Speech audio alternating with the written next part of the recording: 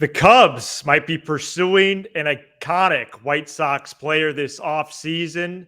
A pleasant surprise in news over the weekend, plus all sorts of playoff discussion. Exciting baseball times right now. Let's start this week of Locked On Cubs. Locked On Cubs, your daily Chicago Cubs podcast, part of the Locked On Podcast Network, your team every day.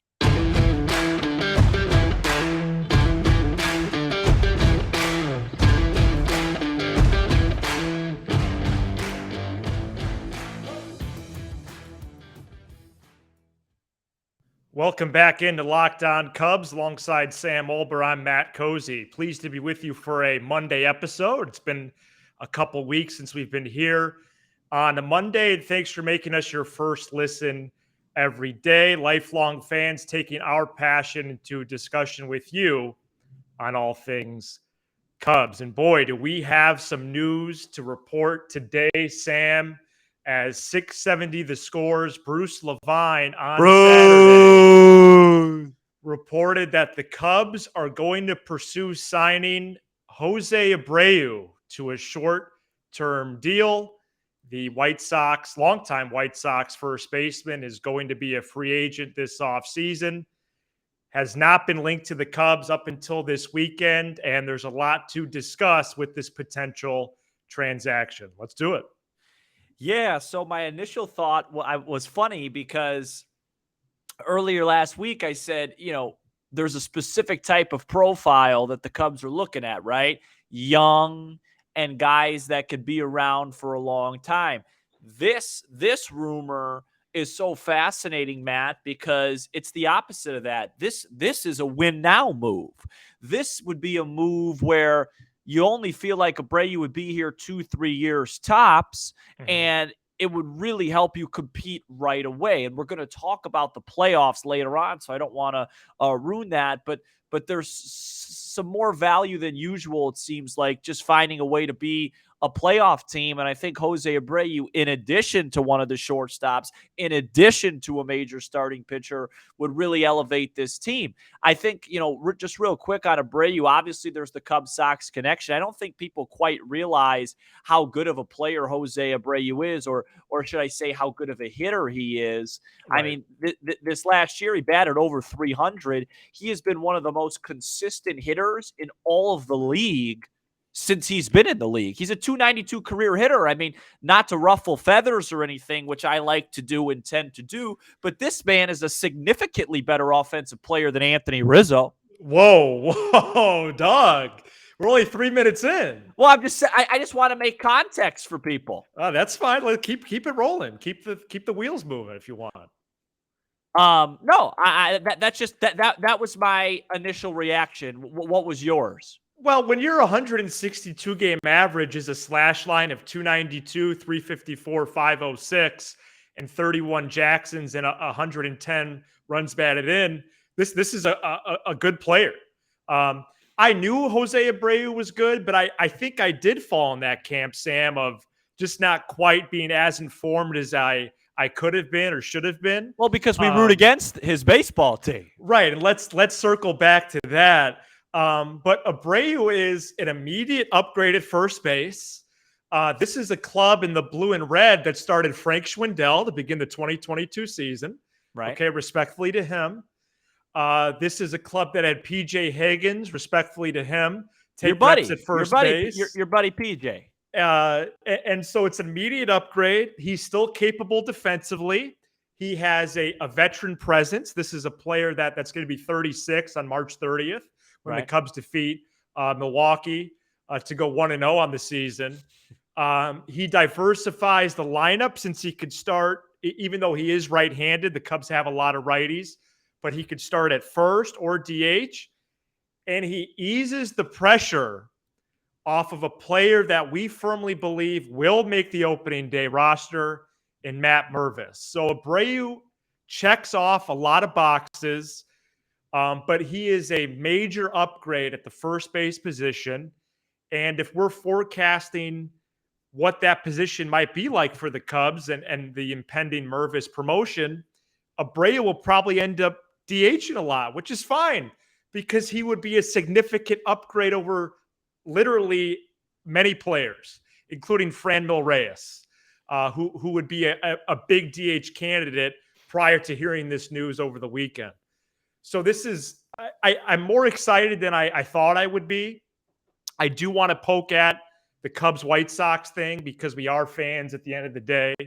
But this would be a move that would really be major in my mind, even if it is just a 1 or 2 year deal. But that's attractive as well. Matt, Jose Abreu's first year in the major leagues was 2014. Do you know how many 100 RBI seasons he's had? 9? 6. Okay. It's a lot. That's a lot. Ton. In the 60-game season, didn't he have like 22 homers? Yeah, well, he won MVP that year. Yeah. Well, and he hit about 8 of them at Wrigley. That's the other thing too with him is he's great at Wrigley. He's a historically good hitter in limited time at Wrigley Field. But to me, Matt, I don't really start evaluating the fit until it happens. To me, it's more about if the Cubs are interested in him, what does that tell you about the Cubs' goals and plans? Okay. And it tells me that it's win time. I mean, why else would they make a deal like that? And like you said, it's not a knock on Mervis. They need multiple offensive forces.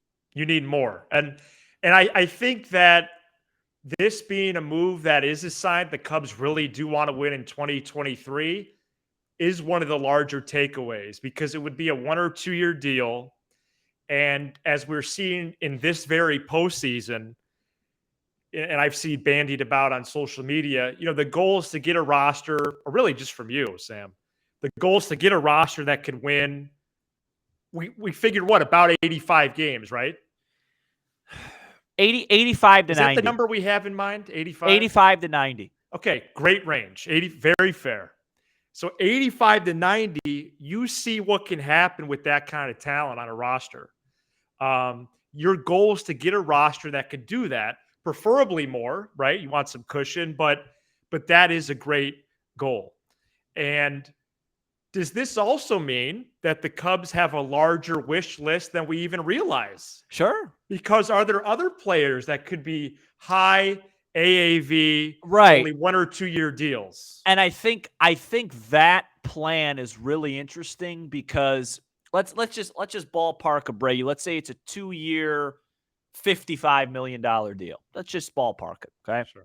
Right. I don't think Ricketts is really concerned about short-term deals. I think Ricketts is concerned about Hayward deals, where it's like, I'm paying this guy $25 million a year for nothing. And I think the only type deal you're going to see like that's going to be from Twins shortstop Carlos Correa.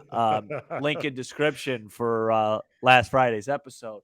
But otherwise, I don't know if the starting pitching market's going to be a big deal because the Cubs still want to really see what they have with this system. But you're not going to have the answer to that until about 2024, 2025. But they still have to win and win quickly. Right. And these short-term deals, I mean, can you imagine if they add an Abreu and a Correa and a pitcher? They won 74 games. Right there is 10, 15 wins. Right. And don't tell me about that. How about this? Here, I want to get more on Abreu on the other side, but yeah. What about Justin Verlander? 1 year, 30 M's. Yeah, it's a no for me. Really? Yeah, I think that. But he's an example of a 1 year guy, 1 or 2 years. No, it's a great example. I want to watch him pit. I want to make sure he's healthy. Right. I mean, he's 40 on the dot. Right. It's definitely. I'm just a little bit with like the Scherzer, Verlander, Kershaw group. Like I think it might be. I mean, Verlander's about to win the Cy Young. Correct. So it's not like he's finished, but it's just like you just never know when the iceberg tips on the other side with those guys. And if the Cubs, the one risky thing about that a deal like that is that's it. You put all your eggs in one basket. If that's the pitcher you sign for 1 year and then he's bad, yeah, you could absolutely revamp next year. But then, this upcoming year they wouldn't be good. Yeah, and I think that's why it helps to move around some money as well, like the Smiley Mutual option.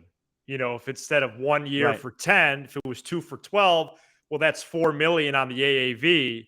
They could potentially push maybe to an Abreu deal or something like that. Right, and today's episode is brought to you by the number 18th ranked Illinois Fighting Illini. Oh, no, that's not. I'm sorry. I read the wrong thing.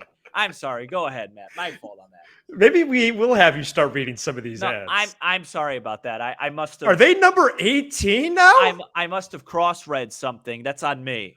Right. That's in your Google Doc somewhere. Yeah. But today's episode, more on Abreu and being a former White Sox and potentially being en route to the north side coming up next. Today's episode is brought to you by SimpliSafe. The numbers don't lie. In the last decade, over 4 million people have chosen SimpliSafe home security to protect their home. You don't earn the trust of that many people without doing something right. At SimpliSafe, your safety is the only thing that matters. They protect you with cutting-edge security technology, powered by 24/7 professional monitoring agents who always have your back. With 24/7 professional monitoring, SimpliSafe's agents call you the moment a threat is detected and dispatch police or first responders in an emergency, even if you're not home or can't be reached. SimpliSafe blankets your home in protection with advanced sensors for every room, window, and door, HD security cameras for inside and outside your home, and smarter ways to detect motion that only alert you when a threat is real. SimpliSafe's monitoring experts use proprietary advanced response technology to visually confirm when a break-in is real so you can get the highest priority police dispatch. Customize the perfect system for your home in just a few minutes at simplisafe.com/lockedonmlb to save 20% on your SimpliSafe security system when you sign up for an interactive monitoring plan and get your first month free. Visit simplisafe.com/lockedonmlb to learn more. There's no safe like SimpliSafe. And for the buildings across from the ballpark, you might need to stay safe because a lot of these baseballs are going to be hitting some of your property. That's going to be a in 2023. Okay. So, Sam, Jose Abreu. Yep. We know what team he's been on. Okay. A former White Sox player that didn't just exist on the South Side. He reached near or to iconic levels there. Do you think iconic's the right word? Or I don't know. Or would you say just a very, very good player? Probably more the latter. Yeah. I think like if I'm thinking South Side iconic, I'm thinking like Frank Thomas and then maybe like Paulie. Yeah, well, those right. Did he read? I don't know. I'm not a Sox fan. I don't know. I don't care. We might have to bring on Nick from Locked On White Sox this week. Yeah, no, or not. I mean, Nick does a great job, but I don't want to talk about the White Sox. You don't want to talk about White Sox? Yeah. Well, any trepidation in adding a player that spent so much quality time with that side of town? Well, it's interesting you bring that up because I remember in 93, 94, they brought a guy from the South Side. They traded. What was his name again? I believe it started with the letter S. Yeah. No, none of it matters, Matt. It's all BS. I mean, like what? You know what I mean? Like what? Yeah, but Sammy Sosa didn't spend 10 good years with the White Sox. I know, but doesn't matter. Doesn't matter. Okay, He'll come in here. He'll hit. It's great for him. He would stay in the same city. He doesn't have to make many adjustments. He likes hitting here. It's fun for the fans, right? It's a big rah for the fans. For him, it's business as usual. These guys are professionals. That doesn't matter. That he hasn't lost 1 second in his life. He hasn't lost 1 second of sleep in his life thinking about the Cubs. Not one. Right. Not one. Do you think that there is some fans that get a little meatball-y with the Cubs and maybe are a little bit hesitant on adding this type of player? Because you know how fans get, especially after the last couple of trades. I don't think they should, because this player would make your team better. Yeah, I get the whole, hey, I don't want to trade with the Sox type of thing because I'm so tired of hearing every time Cease pitches well, hey, thanks, Cubs. Congrats. You won 81 and 81. There it is. As far as Abreu goes, no, because Abreu is a good guy. Like it seems like a pretty good guy, good clubhouse guy, well-respected guy. I don't think fans. I haven't read anything where fans talking like they didn't want him or. No, it's such fresh news that I don't know what to anticipate. Right. Let us know this week on the text line, 312-834-4634, and also in the comments on the YouTube version of the program. Were you aware of Abreu did not play in the last game of the year? Yeah, and he wanted to watch the game as take it in or whatever. I read some. I don't think he's going back there. I think there's a a 25% chance. I think the Sox have kind of made it more or less clear, right? Yeah, sharp public knowledge, meaning that you really have to read between the lines that he's not going to be back there. Right. And if you're him, what fits really makes sense, right? He's an older guy, probably wants to stay in the city. The Cubs have a need. It's something that makes sense. So we'll have to track it and see. I think all of it's positive regarding the Cubs. And we'll talk about why, because I'd like to talk about some postseason baseball pretty soon. Is Abreu in the group of a player that we would really celebrate on the show? No. Because I have a wish list here that I'm going to reveal this week, and I have a very selective list, and Abreu is on that list. I think Abreu is I was kind of joking earlier. And here's the 2-1. He's a very similar tier player of Rizzo. He's just a better pure hitter. It would make the team. I mean, it's a massive upgrade. The guy was hit over 300. We have not had a guy hit over 300 on our team since the great first baseman Derek Lee did so. So you actually did list off a real yeah, stat. no, that was a real fact. Oh, okay, because I wasn't you sure. Thought I was you thought I was gonna make a political administration reference. Yeah, maybe a reference to maybe a past war. Yeah, no, I didn't do that. Right. No, I know. I'm listening. And very exciting weekend that more or less, I would say more, does have Cubs implications with this postseason, Sam. Oh, yeah. And we're going to talk all things playoffs coming up next. We're back here on Locked On Cubs. Thanks for making us your first listen every day and starting off your week right with this program. Spread the word about the show. It's going to be a really exciting offseason, whether that's Abreu, Correa, Rodon, Senga. You could tell what my wish list is. And yes, very, very happy and pleased to be with you. Hopefully you had a good weekend wherever and whenever you may be listening. A lot to go over with the postseason. Lot. The Astros swept the Mariners, capped off by an 18-inning game. The Phillies upset the Braves. The Padres upset the Dodgers with the big-time comeback. Those two. And their clinching win. Those two.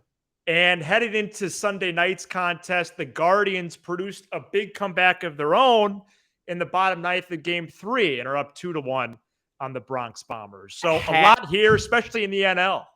Hashtag October Madness. Oh, nice. Yeah, brackets were busted for sure. It is, and let me preface this just from an old school baseball point of view, and then I'll get in how it affects the Cubs. And I want our listeners to really pay attention to this because this is important. I don't like this. I know it's fun for the fans. I don't think it's good for baseball in the sense of 162 games. It's the longest regular season that we have. The regular season is supposed to mean more in baseball than it is in every other sport. And to have a 111-win team be bounced out in 4 games and to have another over 100-win team in the Mets and Braves not make it, I don't love it because to me it devalues the regular season a little bit, and I'm in love with the baseball regular season. But that's a separate conversation for a separate day. What it does mean is that there is absolutely no reason for the Cubs to mail in any other season in the next 10 years. I understand that they had to rebuild their system for the future. That job is done because we are witnessing an 89-win San Diego Padre team and an 87-win Philly team that 1 month ago was swept by Javier Assad and the Chicago Cubs at Wrigley Field. Not even. And a month and a half prior to that was swept at Citizens Bank Ballpark by the Chicago Cubs. And in the former series at Wrigley, they needed those games to keep pace with the Brewers. It is completely arbitrary, the Major League playoffs, the MLB playoffs. The Phillies looked like they were dead to rights. Hazley came in for the Cardinals, couldn't get a pitch over the plate, and it sparked their momentum. And now one of the 87-win Philadelphia Phillies and the 89-win San Diego Padres are going to be playing World Series baseball. If that doesn't fire Jed Hoyer up, and that doesn't fire up these fans that next year could be a really special year, I don't know what does. Fantastic stuff from you. Let's file that one away. I am jacked up because I realize the opportunity the Cubs do have and Jed Hoyer does have, and by extension, Tom Ricketts, if he's going to back up, his letter to the fans from last week. I was at one of those ball games. Cubs Phillies, as you remember. It was only 3 weeks ago. Unbelievable. It was so quick ago. It feels like I was just there yesterday. That's unbelievable, Mateo. They have pieces, but you just didn't foresee the run that was happening. I would like to follow up on your points because later in a future show, because I do think baseball has, to an extent, always been flawed in that way. Right. It is such a long year, and then we crammed the postseason, especially the division series, only 5 games. But the Phillies making a great run. If we're just talking, and they made moves last offseason, right? But the team that's really been piqued by the transaction, to use a Jed Hoyer term, is the Padres. Mm-hmm. They've embraced for years being the only game in that town since the Chargers left. And they have just sold out. And you know why? Because they have assets, like you've always said. Let's make this trade. Let's do that trade. Let's do this. Let's do that. And I apologize. And it paid off. And I apologize to the Friars because when they made those moves, I even said on this show, it's like, I think Hader might be cooked. And he was for about a month straight. Right. And now all of a sudden he's back to being Josh Hader. The Soto move, I obviously supported. And then it's like, all right, you have to chase this ghost, which is the Dodgers, and they just beat them. And if they played a 100-game series, the Dodgers would probably win 70 of them. But you don't. You play 5, and you take advantage of getting hot at the right time. You take advantage of maybe a little bit of a rusty Dodgers team, and it just shows you the playoffs in Major League Baseball as it stands with this current format, these short series. Just get in the dance, baby. Just get in the dance. Just get in the tournament. Anything that you want to go over in the AL? I don't think the Cleveland being up 2-1 on New York is an upset at all. Right. You did say that earlier. I really like Cleveland. I think they have a really good chance to make a run. We'll see how the Yankees respond here in 4 hours Central. Houston, obviously, on paper here is the team to beat. And, of course, they have always been. As the postseason progresses, now you jump up to a 7-game series. So now it's hard. Right. And now it's harder to just catch it. 7's a much, much bigger, more bit sample than 5. So I think Houston obviously is going to be the odds-on favorite. The San Diego Phillies series will be fascinating. To me, like I said, as an old school baseball fan, I don't love it because it's 2 teams that couldn't even win 90 games in the regular season. But one of those teams feels like a team of destiny. I just don't know which yet. So we'll find out how that goes.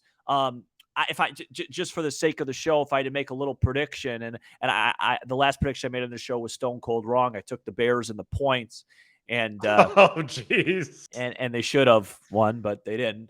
I think Juan Soto's starting to going to heat up, and I think it might be a series for him to kind of take over. Wow, maybe potentially lead the Fathers to the World Series. Yes, the San Diego Fathers. But Matt, it's just if you're a Cub fan right now, odds are you're probably a Bear fan.